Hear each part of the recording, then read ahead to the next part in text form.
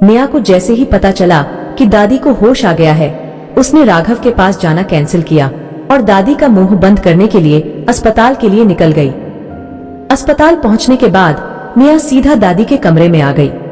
दादी के कमरे में पहुंचकर निया ने देखा कि दादी अपने बिस्तर पर गहरी नींद में सोई हुई थी।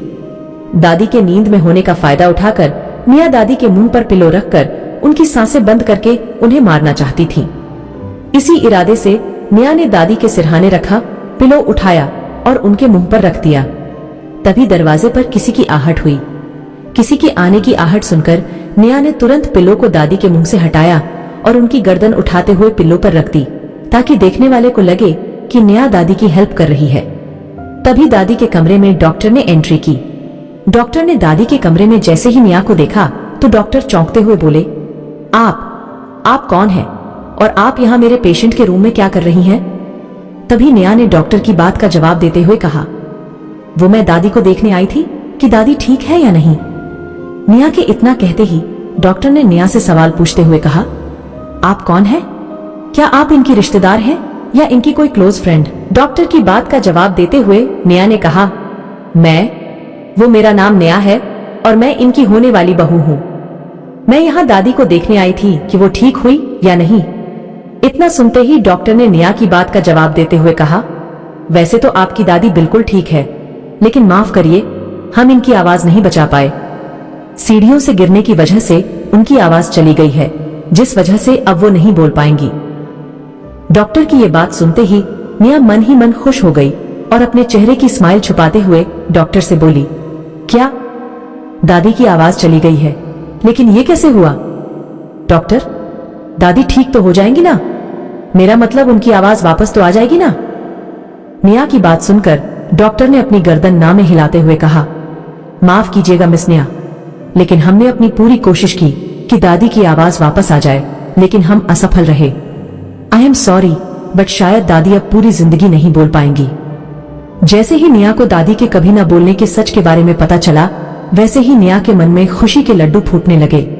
वो अंदर से बहुत खुश थी, क्योंकि जिस काम को करने के लिए वो इतनी दूर हॉस्पिटल आई थी, वो काम तो भगवान ने उसके लिए कर दिया था। लेकिन फिलहाल निया ने अपने मन की खुशी सबसे छुपाते हुए झूठे आंसू बहाना शुरू किया और मगरमच्छ के आंसू बहाते हुए बोली, नहीं, ये नहीं हो सकता डॉक्टर, ऐसा कैसे हो सकता है? दादी अब कभी नहीं बोल पाएंगी। हे भगवान, राघव को अगर पता चल गया तो पता नहीं उस बेचारे पर क्या बीतेगी। इतना कहकर निया दादी के कमरे से झूठे आंसू बहाते हुए बाहर निकल आई और दौड़ती हुई बरामदे में खड़ी सांता के गले लगकर बोली, सुना तुमने? सांता, डॉक्टर क्या बोल रहे हैं? डॉक्टर बोल रहे हैं कि दादी की आवाज कभी वापस नहीं आएगी। ऐसा क्यों हुआ दादी के साथ? अब मैं राघव और सिया को क्या जवाब दूंगी? निया को ऐसे रोते बिलखते देख सांता ने निया के सर पर हाथ फेरते हुए कहा, आप चिंता मत कीजिए मैडम, मैं हूं ना, मैं बताऊंगी राघव साहब और सिया मेम साहब को कि आज सिंघानिया मेंशन में जो कुछ भी हुआ उसमें आपकी कोई गलती नहीं है। आपने तो समय रहते दादी को अस्पताल पहुंचाया है। अगर आप दादी को हॉस्पिटल नहीं पहुंचाती तो शायद दादी हम सब के बीच आज जिंदा ही नहीं होती।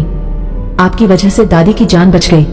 तो क्या हुआ अगर आप दादी की आवाज नहीं बचा पाए? आप चिंता मत कीजिए मैडम, सब ठीक हो जाएगा। सांता की बात सुनकर निया ने एक डेविल स्माइल के साथ सांता से कहा, थैंक यू सांता, मेरा साथ देने के लिए, वरना मैं राघव को क्या जवाब देती? वो तो समझता कि मैंने दादी का ख्याल नहीं रखा। इतना कहकर निया सांता के पास से हॉस्पिटल के बाहर आ गई और अपनी गाड़ी में बैठकर जोर जोर से हंसने लगी। काफी देर तक जोर जोर से हंसने के बाद निया ने अपने आप से कहा, देखा, जैसे ही सिया नाम का ग्रहण मेरी कुंडली से हटा, वैसे ही मेरी जिंदगी में सब अच्छा हो गया। दादी की आवाज हमेशा के लिए चली गई और राघव की जिंदगी से सिया हमेशा हमेशा के लिए चली गई।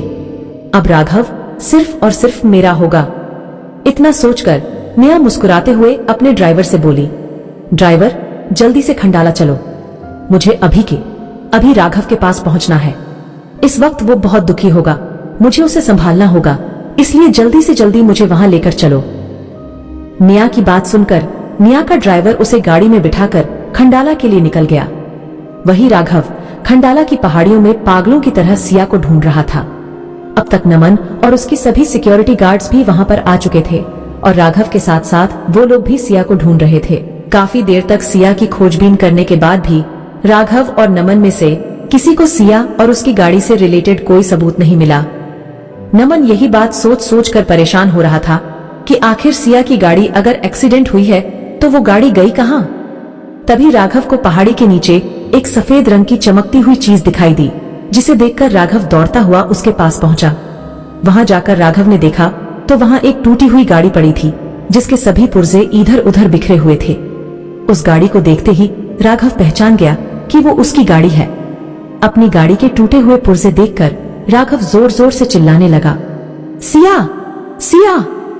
राघव के चिल्लाने की आवाज सुनकर नमन और उसके सभी सिक्योरिटी गार्ड्स दौड़ते हुए राघव के पास आए और उन्होंने वहां आकर देखा तो राघव चिल्लाते हुए पहाड़ी के एक अंतिम छोर पर पहुंच गया था।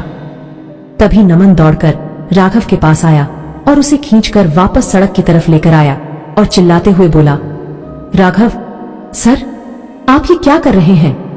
आपको पता है इस पहाड़ी के नीचे कितनी गहरी खाई है, जहां से आप गिर गए तो आपकी जान चली जाएगी, और जब आप ही नहीं रहेंगे तो सिया मैम को कैसे ढूंढेंगे? नमन के हाथों से अपने आप को छुड़वाते हुए राघव ने चिल्लाकर कहा, छोड़ मुझे नमन, इस कार के अंदर मेरी सिया थी, शायद वो नीचे गिर गई होगी, इसलिए मुझे नीचे जाकर उसे बचाना होगा। अपनी कार के उड़े हुए चीथड़े देखकर राघव जोर जोर से सिया का नाम लेकर चिल्लाने लगा। राघव के चिल्लाने की आवाज सुनकर वहां लोगों की भीड़ जमा हो गई। तभी उस भीड़ में से एक आदमी राघव के पास आया और नमन से पूछते हुए बोला, क्या हुआ भाई, ये आदमी ऐसे क्यों चिल्ला रहा है?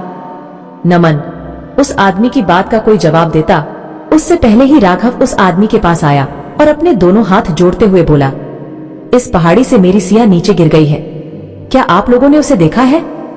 प्लीज मुझे बता दीजिए, क्योंकि मेरी कार के सभी टुकड़े यहीं पड़े हैं, लेकिन मेरी सिया कहीं नहीं है।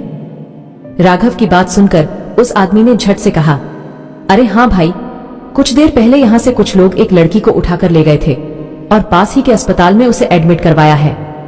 वैसे तो उस लड़की का बचना नामुमकिन है, लेकिन इतना सुनते ही राघव ने उस आदमी की बात सुने बिना उससे झट से पूछा, कहां ले गए वो आदमी उसे? कौन सा हॉस्पिटल है वो? प्लीज मुझे उसका नाम बता दीजिए जल्दी। राघव की बात सुनकर उस आदमी ने कहा, यहाँ पास ही में एक छोटा सा अस्पताल है, वहीं लेकर गए हैं उस लड़की को। वैसे मुझे तो लगता नहीं वो बचेगी, बाकी तुम लोग जाकर देख लो, हो सकता है शायद बच जाए। उस आदमी की बात सुनकर राघव, नमन और सभी सिक्योरिटी गार्ड्स उस आदमी को अपनी गाड़ी में बिठाकर उस अस्पताल के लिए निकल गए, जहां कुछ लोगों ने उस लड़की को एडमिट करवाया था। उस अस्पताल में पहुंचते ही राघव को पता चला कि कुछ देर पहले जिस लड़की को इस अस्पताल में एडमिट करवाया था वो मर चुकी है। ये बात सुनते ही राघव के पैरों तले से जमीन निकल गई और वो जमीन पर घुटनों के बल बैठकर जोर जोर से चिल्लाते हुए रोने लगा, नहीं सिया, तुम मुझे छोड़कर नहीं जा सकती। सिया, तुम मुझे छोड़कर नहीं जा सकती। क्या सच में वो लड़की सिया थी जिसे अभी कुछ देर पहले कुछ आदमियों ने अस्पताल में एडमिट करवाया था? क्या सिया और राघव अब हमेशा के लिए जुदा हो जाएंगे? क्या होगा आगे जानने के लिए सुनते रहिए secret of devil only on pocket FM पर।